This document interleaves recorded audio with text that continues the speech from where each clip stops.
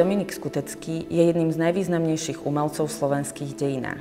Posledný autoportrét z ateliéru z roku 1919 je pre nás veľmi vzácnym dielom, pretože nám ukazuje nielen umelcovú podobizeň z toho obdobia vrcholnej jeho tvorby, ale pre nás je veľmi vzácnym, pretože maliar sa tu zobrazil v autentickom prostredí jeho ateliéru, takže nám ako keby dáva nahliadnúť do toho jeho sveta.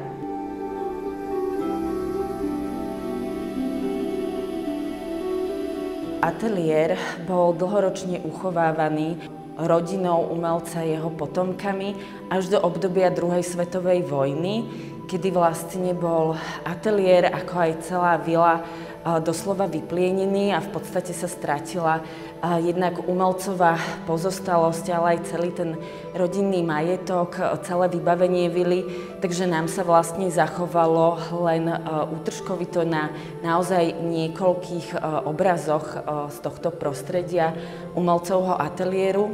Stredoslovenská galéria sa dlhoročne snaží o získanie tohto diela, o jeho zakúpenie a o návrat do pôvodného prostredia umelcovho ateliéru.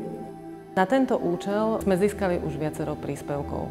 Z Fondu na podporu umenia nám bol vyčlenený najvyšší možný príspevok vo výške 15 000 eur. Zriaďovateľ Stredoslovenskej galérie vyčlenil príspevok vo výške až 20 000 eur. Galéria z vlastných možností finančného rozpočtu sa jej podarilo získať 6 000 eur. Už len 4 000 nás delí vlastne od získania tohto obrazu. Pôvodnú podobu Skuteckého ateliéru opísal umelcov vnuk, spisovateľ a dramatik Peter Karvaš vo svojej knihe V hniezde. Vidím kúsočky svetla, z ktorých sa skladá šikmý lúč, dopadajúci na behúň, obraz na štafli a na ňom autoportrét deda v tejto izbe, ateliér v ateliéri, na stene variant k lodenici v Istrii, zákutie z baziliky di San Marco, ženičku s batohom pri ukrižovanom poniže jelenca, kotliarov, áno, najmä majstrov kotliarov laskomerských, plamene slávnych medených húd, mocné ruky pri robote, ústaté a vyšťavené telá pri oddychu a oheň, všade oheň, rumelkový a karmínový a okrový, oheň pecí a oheň v srdci tohto drobného húževnatého človeka, ktorý akoby si odtiaľto bol iba kam si odskočil, pohľadkať si ženu po šedinách, pozrieť, či už rozkvitla čajová ruža na pohárik.